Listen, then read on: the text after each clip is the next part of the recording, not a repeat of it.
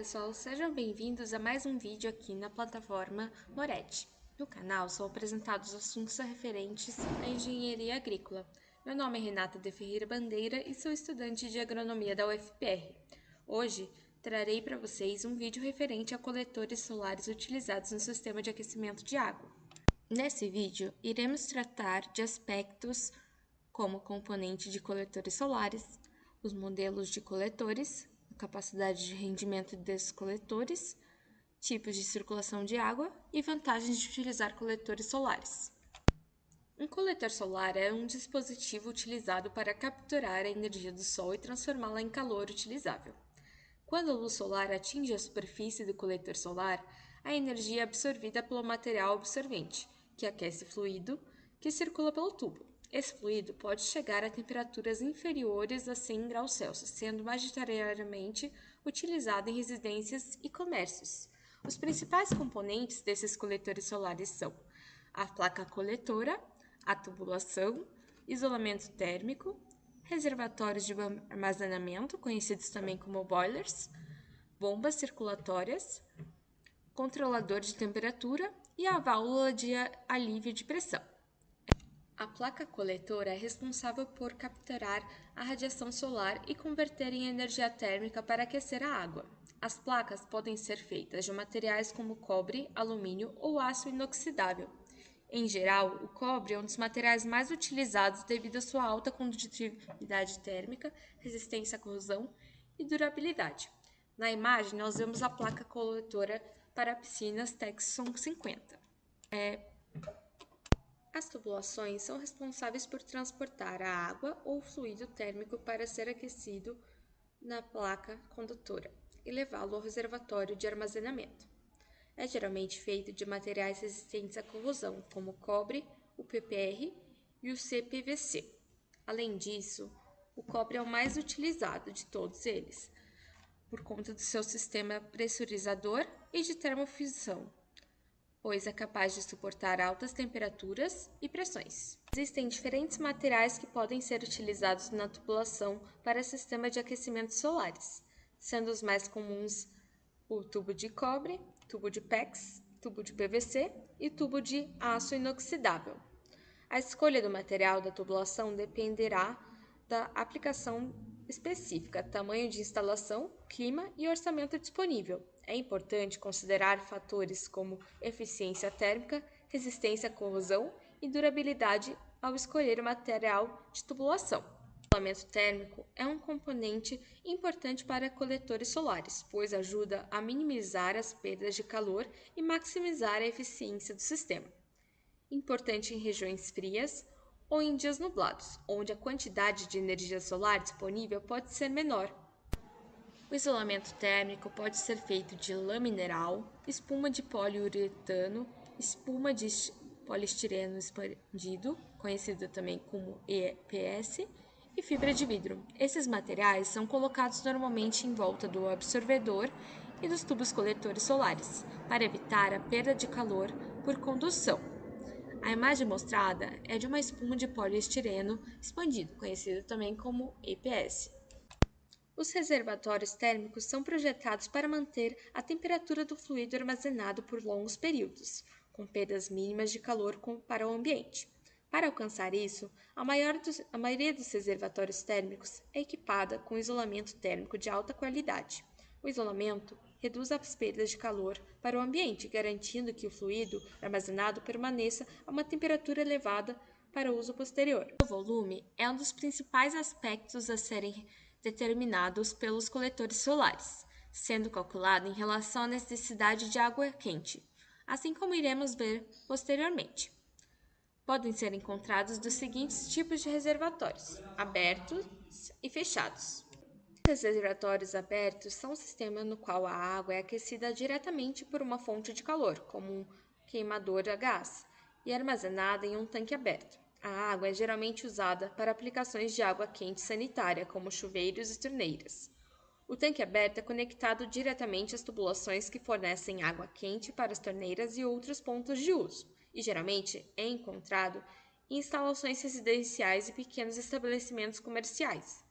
Já os reservatórios fechados são sistemas no qual a água é aquecida indiretamente por uma fonte de calor, como o sistema de aquecimento solar ou uma caldeira, e é armazenado em um tanque isolado termicamente. O tanque é fechado e pressurizado, e a água é geralmente usada para aplicações de aquecimento central. Eles podem ser mais eficientes em termos energéticos, já que sua água é aquecida indiretamente, o que reduz as perdas de calor para o ambiente.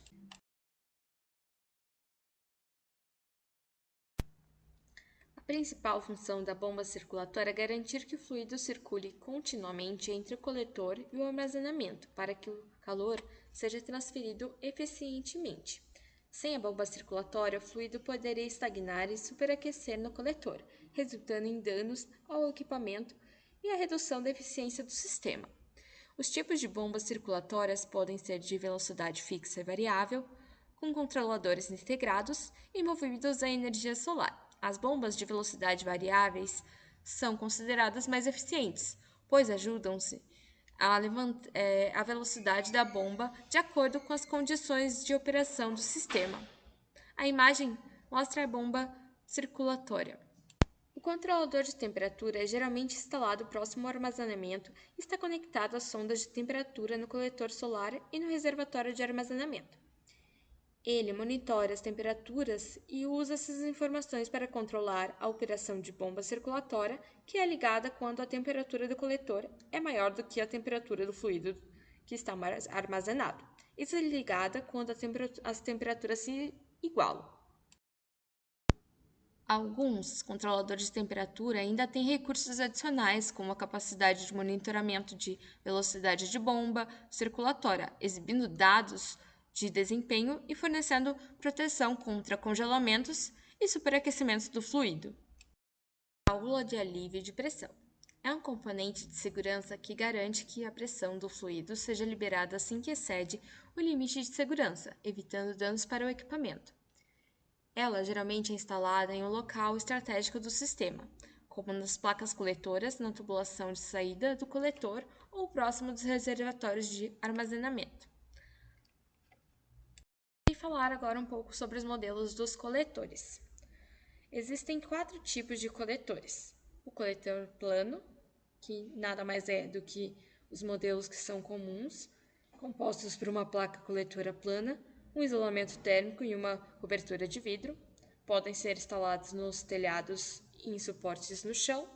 Os coletores de tubos evacuados, que utilizam tubos de vidro a vácuo para maximizar a absorção do calor e minimizar a perda de calor.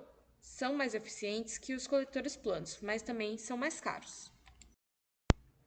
Existem também os coletores híbridos, que combinam tecnologia com aquecimento e geração de eletricidade fotovoltaica em um único dispositivo, e os coletores de piscina, que são projetados especificamente para aquecer a água da piscina, geralmente são mais simples e mais baratos que os outros modelos. Cada modelo possui suas próprias características, vantagens e desvantagens, e a escolha depende do tipo de aplicação, tamanho de instalação, clima, orçamento disponível.